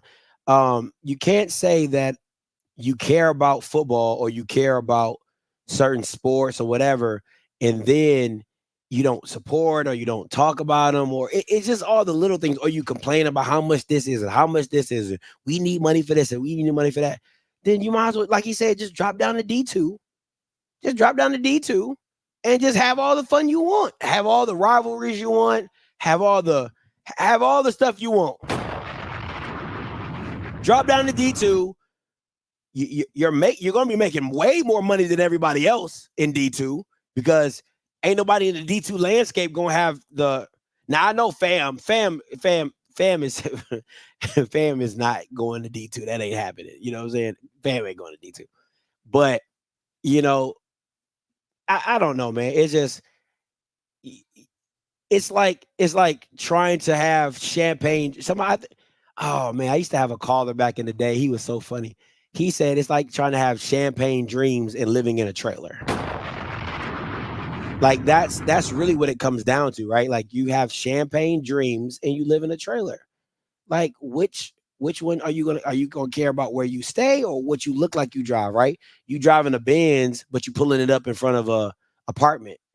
Like, come on now. Or would you rather be in a house and drive a Honda or drive a Toyota Prius, right? So it's champagne tastes with beer money, right? So it's just all those type of things. 9868 coming to you. Hey, what's going on, Scott? What's up, Cal? Hey, so the D2 argument, and I would like to say that that's absolutely right, but HBCUs need to jump down to D2. Like Valley, what is Valley's athletic? What's like $4 million? Man, and they can't produce a winning team in almost every sport. Like, I mean, I'm telling you, what sense does that make to me? Like you want to be up with the Joneses, but you have not in every sport in like over 10 years. Like, what's the point of you saying your FCS just so you can say you're Rouse, Jack State, and Alcorn, which you're really not? Yeah. You know what I mean? Yeah. Like, it makes it's like, and it's sad thing. It's like a lot more HBCUs you probably should be thinking about D2. They'd probably be a lot more competitive at D2. And I'm talking about a lot of HBCUs. But I agree with you 1,000% that these folks don't care about football. The ones that care about football go to the game or donate to the school. I'm talking about go to the games when they ain't playing nobody. Like them Southern folks who went to Mini State, they care about football. You know what I'm saying? Like the Jack State folks that go to, when we play Lane this weekend, they care about football. You know what I'm saying? People actually go to the games when no one ever cares about. Because it ain't because they banned or surround, but it's because you care about your school when you care about football. You know what I'm saying? Yeah. Now, last question before I go. Is the Rocket Mortgage Hornet shirts going on sale yet? Man, listen, they might listen. Them shirts might come back in style real quick. Do you hear me what I'm telling you? I might do a flash sale on the Rocket Mortgage Hornet shirts because they about to come back in style real quick. Trust me when I tell you. Trust me when I tell you. Hey, does the Alabama State SWAC Championship 2024, is that shirt in Africa yet? Listen, what's about to go up is a trash bag with the Hornet on it. That's what's about to go up. All right, like I did with the G. That's what's about to go up is a trash bag with the Hornet on it, like exclusive trash bags. All right, man. I'll sit back and listen. I appreciate it. Fam UKJ coming to you. All right, what's up, Scotty? What's up, man? Talk to me. Okay, man. Hey, I kind of get the gist of what you're saying as far as the caring factor for HBCU football, and then in particular with Alabama State.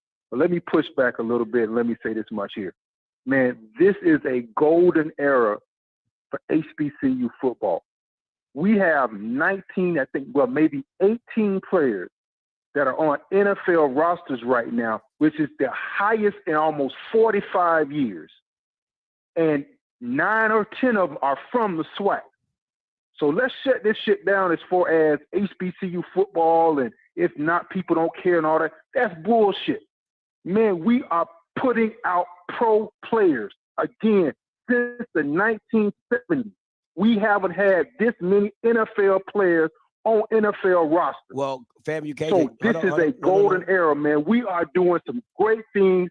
We've never had this many players, and many more are to come. Hold on. So stop. So let's stop this kind of this trashing, and we love to do that to ourselves, and don't look at the other great things that are happening. No. One has nothing to do with the other. Just because but what I'm saying is that when you put this out, we start to kind of snowball that crap, man. No, hold on. And start to talk about how HBCUs are doing this and people don't care. Negative. And all that kind of One stuff. does not have anything to do with the other.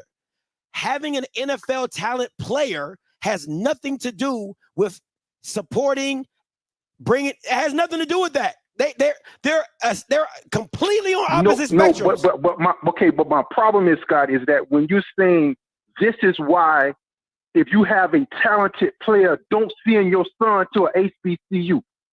You can't do that, bro. Why can't I?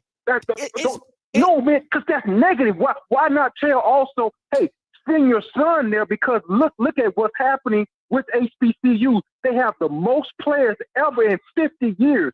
Scouts are coming to get players. You can make it from anywhere.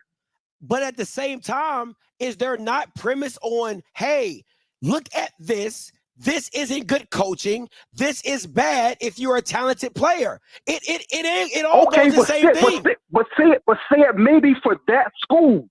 Don't send your child to an HBCU. I said this is why people say don't send your kid to an HBCU.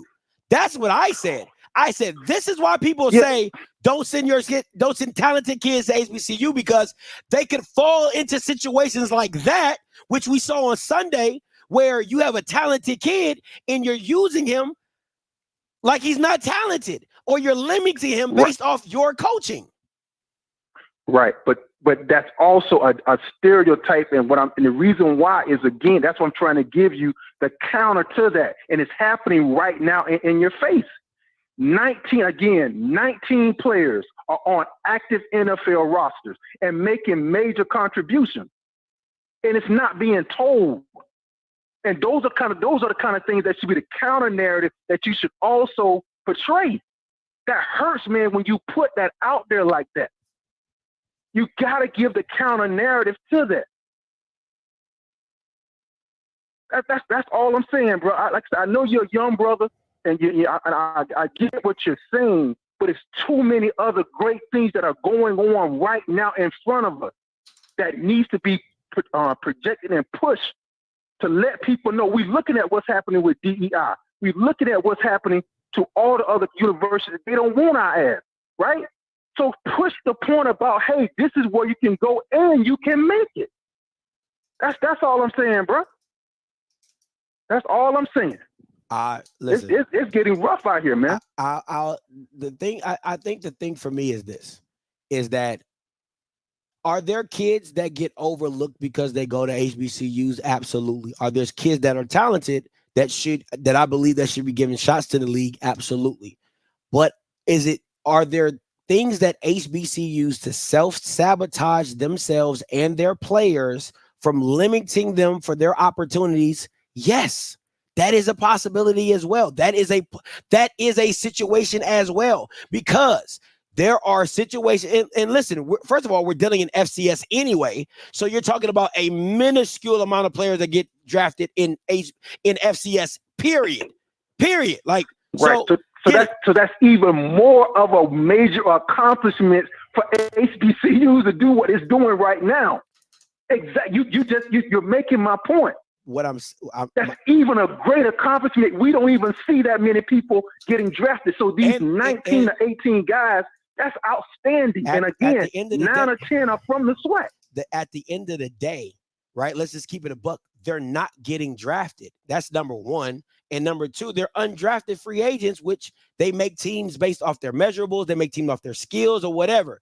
What I'm saying to you is there are programs that are limiting kids' ability. Okay, this is my point right here. If Cam Ward have went to PV instead of Incarnate Word, is he a transfer to Wazoo? No, that's my point. That is my point. You have to go to situations that will benefit you and excel your talent in certain areas. Now, what I would tell kids to do is go to situations that, like, if Willie Simmons was still at FAMU, Cam Ward goes to Willie Simmons, that might make some sense. He might be able to push that Florida or what, because of the way Willie Simmons is. But or NCCU, there's not a lot of programs that will enhance what a player is able to do based on coaching. A lot of players are just so talented that their talent gets them noticed and their measurables get them noticed. It is not because of coaching. It is not because you put the player in the best position to be the best version. Like, I'll give a perfect example. Dion moving James Houston from linebacker to DN put James Houston in a position to get drafted. That is great coaching. That is what you do not see in the SWAC. That's what I'm saying to you. You can get however emotional you want about it. It is a fact that coaches are not putting players in the best position to be looked at. Or are they running schemes that are proficient for players to grow and to show their skill set? No, they are not. Well, apparently some NFL scouts are disagreeing, because they're coming in droves and they're getting kids, and these kids are going into NFL camps and making teams. It doesn't mean the kids are not talented. Somebody's evaluating talent and finding and saying, yeah, you guys are doing a great job. Talent is and going we to always want him on the NFL roster. Talent is always going to be talented. That's why it's called talent. What are we talking about? If you put a kid in it's beyond talent though, Scotty. Apparently these guys are smart too, because you just don't go to the NFL just based on talent. Hell, it's plenty of guys that walk in the hood that got talent. You got to be smart. Okay. And there's some systems that are going on at NFL on HBCU campus. These guys are going in and picking up an NFL system and doing very well. That's not true. You don't have to be smart to be in the league. That's just not true. So okay. Okay then. All right, but man, like I said, that's just my point, and I hope that that's something that can be thought about and push that part of it to balance it out. That's all I'm saying, bro.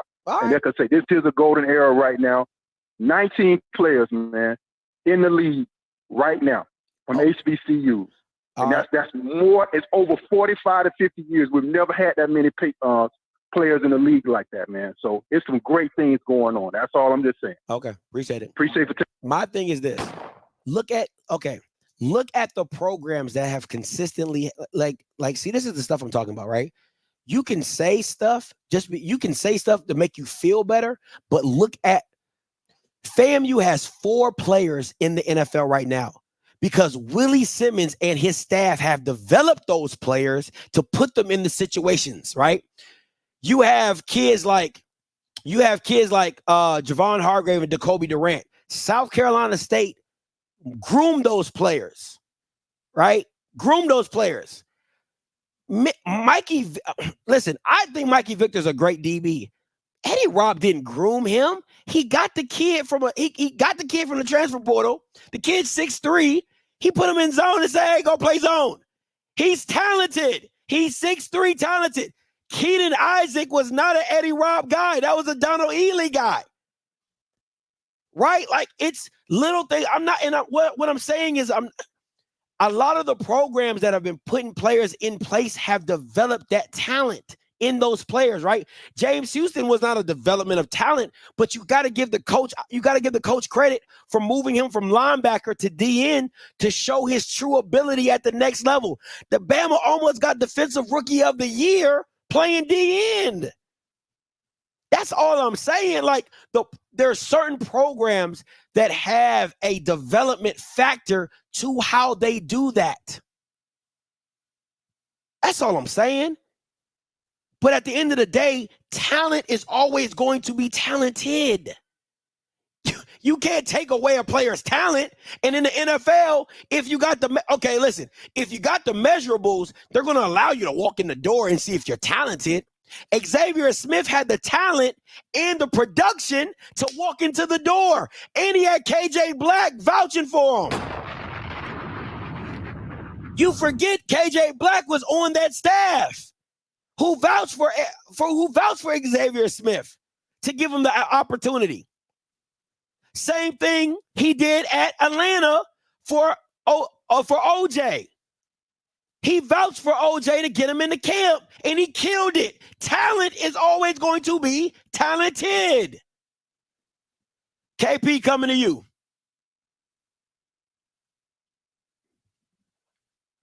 Hey, wow, what's up, baby? What's going on? Hey, BJ, you next. I got you next, BJ. What's up, KP? Hey, bro, y'all pardon, bro. Y'all pardon, but real quick, man, I'm going to just jump in real quick, get out. Hey, bro, if you ask, you ask.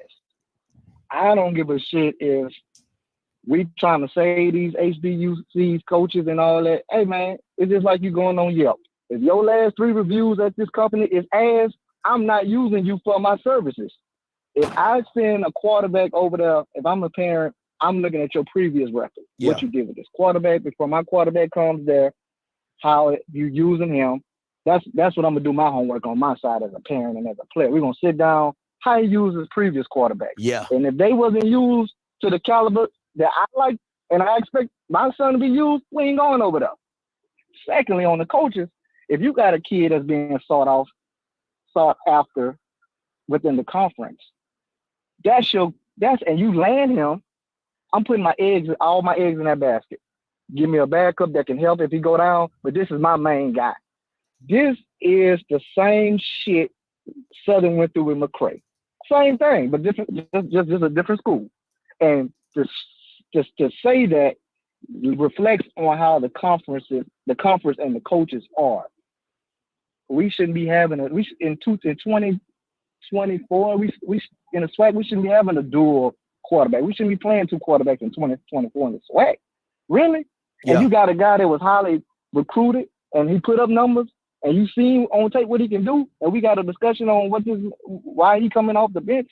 Hey man, I'm gonna tell you what I think will happen. That white boy over there at Alabama State, that boy daddy got money. That boy daddy money long, and that boy putting that money on Eddie Robb tab. Play my son. I'm gonna get you some extra such and such and such. Eddie Robb made some promises that he got to keep, and that's what we got right now. Yeah. And that's bad on Andrew Biden people. That's my opinion. That's just how I look at it. But as far as man, I'm sending my kid to the best person who's gonna put me in my better position. Terrence Graves ain't sending nobody to the pros. The Valley coach ain't sending nobody to the pros. It's only one person that's sending somebody to see my kid at the next level, and this was Willie Simmons. Damn all that we fried, and I mess with KJ family. We a good call. I definitely enjoy listening to his call. But sometimes we got to just start using logic, man. Some of these coaches don't even know how to get into an NFL locker room, let alone put your kid in an NFL locker room. Facts. So that's what we got to be real with ourselves and understand this climate we live in. Yeah, we in the HBCU culture, but we just got to be real, man. This is a graveyard conference, and ain't nothing being. Just keep it a buck. We ain't doing nothing that's gonna make NFL scouts come see us. Ain't nothing being done to scheme and make me at the NFL college. Let me go see what Valley doing down there. And who said that this year from NFL scouts? Yeah. Nobody. I don't think nobody said that since Jerry Rice played on that campus. And that ain't the NFL fault. That's the program fault. That's the coaches you hire. That's the people you bring in. That's your program that you putting up. So I mess with my boy KJ fam. I enjoy his calls. I'm gonna have to disagree with Buddy on that one about us being, we just got to pump up the swing. But man, you ask. You wouldn't go to the survey. If you got bad reviews on Yelp, you wouldn't use that company, and you see nothing but bad reviews and how they, piss poor on their services. That's all I'm saying, bro. But good show, bro. I enjoy it. Keep going, bro. Appreciate it, KP, as always, man. Hey, let me say this before I go to BJ. This is a perfect example. This right here is a perfect example. Jacoby Merritt went to New Mexico, turned New Mexico, went dumb at New Mexico. He would have never done that at Alabama State. And then he went dumb at New Mexico. Now Alabama's in Arizona, and I'm playing with him every day on NCAA 25. He is nasty on NCAA. I love Arizona. I love Arizona's playbook. That's what I play with on NCAA. I'm killing Bama's with Jacoby. All right, we going BJ, then 2197, then 3168. BJ, you up? Hey, what up, Scotty? What's good, BJ? Hey, I just shot you a text prior to be coming on here because, I like when we talk, I like to be factual, passionate about, HBCUs, but also I like to be, factual, right? Could you check your phone and you tell me what that text that I just sent you just said? My Key got my phone. I'm gonna tell her to bring my phone, but go ahead, hold on. And the reason I can tell you, and the reason I can relate, because I helped on the article that came out that year about the NFL players that were from HBCUs. Yeah. My man said, and he meant well. He said we got 19 players. That's the most in 40 years. That's factually incorrect. All right. In 2016, the article I wrote on talking about we had 36 players from HBCUs on NFL active rosters. Right. Yeah. And if you go through that article, it talks about the decline in that number. In the 90s, that number was well into the 50s. All right. When you go back into the 70s, that number was well up, all the way up into the 80s, and that was with fewer teams. So no, 19 players in 2024 is not as many as we had 50 years ago. It's factually incorrect. There's been a decline in the numbers that we've had on active rosters for various different reasons that we can get into, right? We can have the discussion, right? But 19 on active rosters is not as many as we've had in 40 or 50 years. Just factually incorrect. Now, it is an uptick than what it was a few years ago. I give you that, right? But saying that it's the most that we've had in 50 years is just factually incorrect when that number used to be in the 40s and 50s, literally 20 years ago. That's all I want. No, I see you saying, I see right here, it says in 2016, this is the article in 2016. It says in 2016, 32 HBCU players make opening day NFL roster. The Washington Redskins, Los Angeles Rams, Indianapolis Colts have the most. Right. So that was in 2016, that was 32. The number in the mid-2000s was in the 40s. It was in the 50s, literally like 20 years ago, it was like in the 50s. So saying that 19 is more than it was 40, 50 years ago, it's just factually not correct. Now, BJ, let me ask you this. Do you think we know the landscape of college football has changed, but your dad, your family has been HBCU through and through. has the coaching played a part in what you feel has been the diminishing of players being able to go to the league? Or has it just been a combination of talent going PWI and coaching being bad? What do you think it falls down on? So I think there's been three things. There's been an emergence of football programs that we didn't have 20 years ago. I'm going to give you an example. Kennesaw State has a football program now. That eats away at talent. Georgia State has a football program now that was started in 2009. Kennesaw State started, I think, like 2012, 2013. South Alabama started a football program in 2008. You're having these programs. Charlotte is one. You're having these football programs sprout up, and now they're dipping into the recruiting pool that we used to have as HBCUs. That's one thing. Now, something that's going to fast forward that is that now you have the FBS rosters are going to get larger. Yeah. So now those FBS coaches, they're going to hoard talent like they did back in the day. No, back in the day, Bam Bryant was signed like 80 kids. You know what I'm saying? At one time, he wasn't going to play them, but his whole purpose of signing them was to make sure that you didn't get them. All right. So I mean, you have all these things that are going on that are diluting the talent pool, and we're not getting the talent that we used to get. Also, there's a cause in effect when we call ourselves doing better as Black people, right? So most of us that go to HBCUs, I'm guilty as this. We don't exactly live in the neighborhood, in quote, out quote, right? So our kids, unless they go to games with us and they're heavy, they're not really familiar with that culture like that. They're kind of familiar with a little bit more, a wider culture. I mean, we can go down the roster of FBS kids, Alabama, Auburn, who tell you, and when you go and be like, oh, his daddy played at this HBCU. Oh, his family went to this HBCU. We do it every day. So I think, all of that plays a part. And sometimes we also have to do this. We have to separate HBCUs, right? Because an HBCU is not an HBCU, is not an HBCU. A lot of the stuff that we say are HBCU problems are actually just SWAC problems. And me and Pierre, we talked about this the other day. We talked about one of the things that are lacking this year. I'm sorry, but SWAC football is terrible this year. I don't know if anybody paid attention, but it's terrible. There's no way to defend it. It's terrible. And one of the reasons for this is that, Scotty, you and I both talked to coaches in the media. Listen, one of the things that we do is that we bring in players and we develop them. There's an onus that's placed on player development. For whatever South Carolina State didn't have financially, Buddy Pugh and that program developed players to the point where they had 8 guys in the NFL at one time. Right? They didn't do it through the transfer portal. They didn't go look up who had 4 stars in high school and no college film or brought them in. They developed them. They got them. They molded them into what they needed them to be. And then the NFL came and got them. One of the problems that we have in SWAC country is that we go transfer portal hard and we brag about, man, this dude was a 3-star. He was a 4-star. Yeah. And then you look at him. He signed with Alabama. Well, they don't tell you. Well, he signed with Alabama. Then he played at South Alabama. Then he went to Army. Then he went to Rhode Island, and now he's back to you.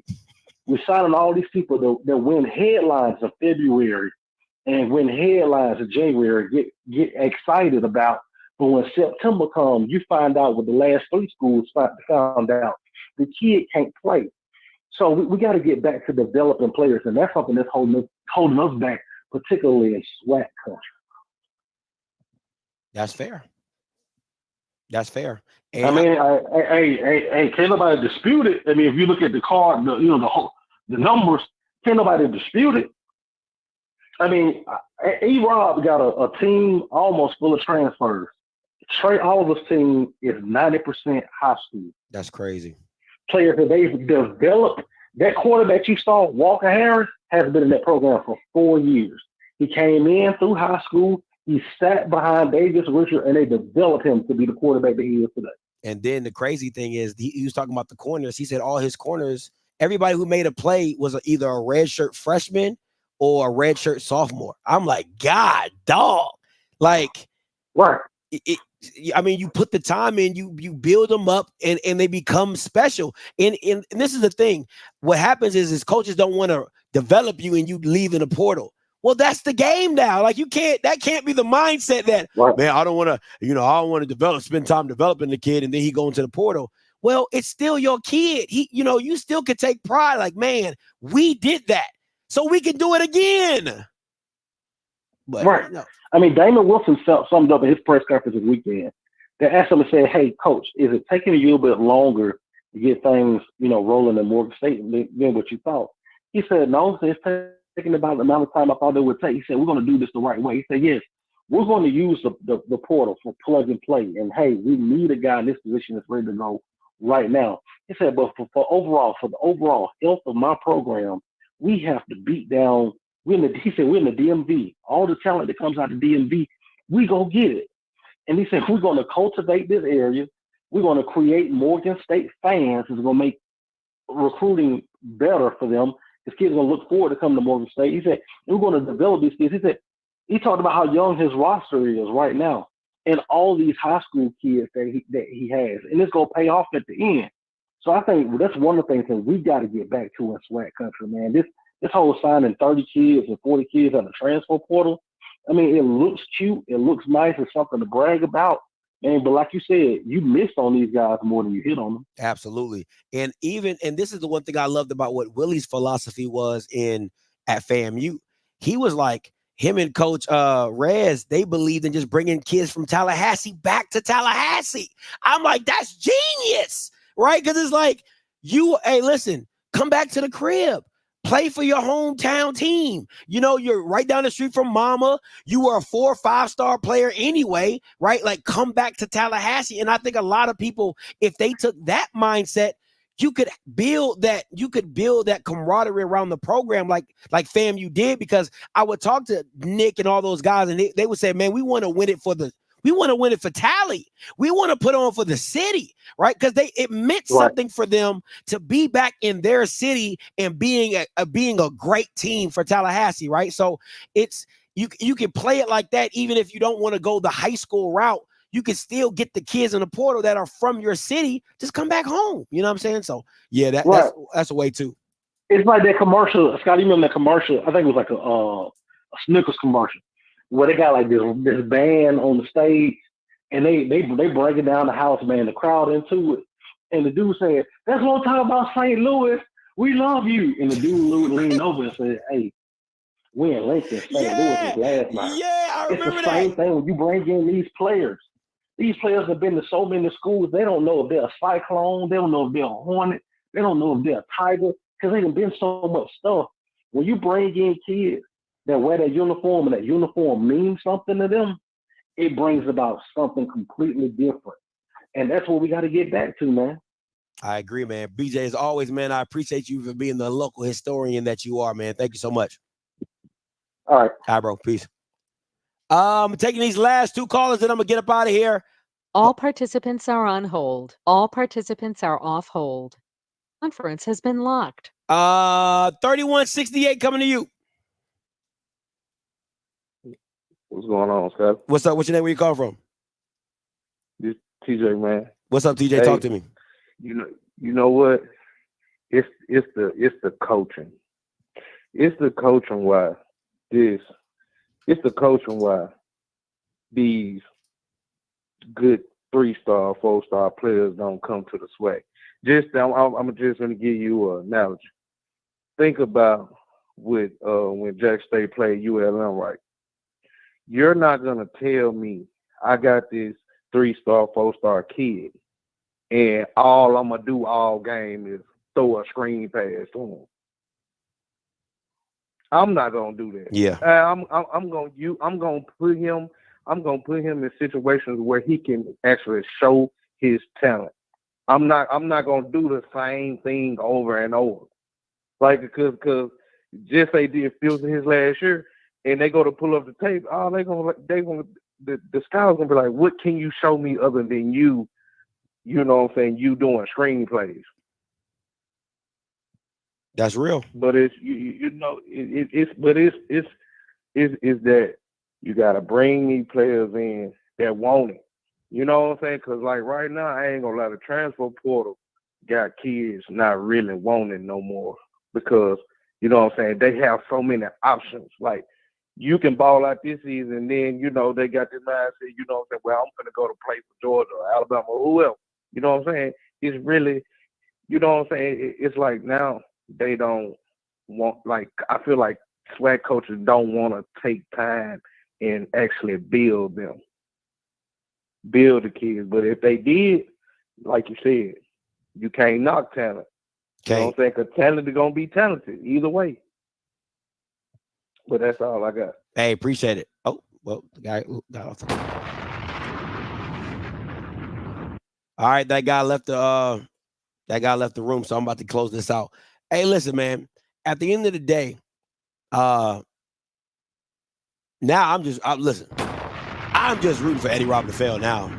I'm just rooting for Eddie Robin to fail. And let me say this, because I'm arguing with Nick Dixon on Twitter. Listen, you can't, because he's like, oh, Andrew's stats are bad. Like, if you watch the film and you watch, like, everything can't be told in stats. I just want to be very clear, because if you watch football longer than a day, people can tell you the score. People love to say this: the score is not indicative of the game, right? So if it was like 14-30, like, I'm telling you, man, that score doesn't tell you how the game went. That score doesn't tell you how close it was. The score doesn't tell you, how the game, the momentum shifted and all that type of things, right? It's the same thing with Andrew Body's stats. Andrew Body's stats does not tell you how he was being used. Andrew Body's stats does not tell you how the OC didn't do him any favors. That's what I'm saying. So when people say Andrew Body's overrated or Andrew Body's stats are trash, like, I'm saying, go watch the film. If you go watch the film, you can clearly listen. Is Andrew Body perfect? Absolutely not. I'll be the main one. I tell you all the time where his weak links are. I tell you that. I tell you what he's not good at. I've watched enough film to tell you that. But at the same time, I can also say that he wasn't used right. I can also say that they didn't put him in the best position to win. I can also say he didn't have the most talent, because at the end of the day, some quarterbacks need that, right? Some quarterbacks need that. Is he a Daniel Richardson? No. But is Andrew Body special in his own way? Absolutely. And I'm telling you right now, if Andrew Body ever got with a real offensive coordinator, he would put up 2,000 to 3,000 yards passing, and he wouldn't blink an eye. And that's easy money. Easy money. So that's just my point of it. But at the end of the day, I'm gonna tell you this. Eddie Rob, you on the clock, my boy. That Miles game is, listen, that Miles game, you playing with your life. You playing with your career, okay? You lose that game to Miles, see if you have a job. Lose that game to Miles and see if you will have a job. You won't, okay? You won't. So at the end of the day, it is what it is. But until next time, you know what I'm going to do. I'm going to holler. God bless. Make sure you tune in tonight. Coach's Corner. All right.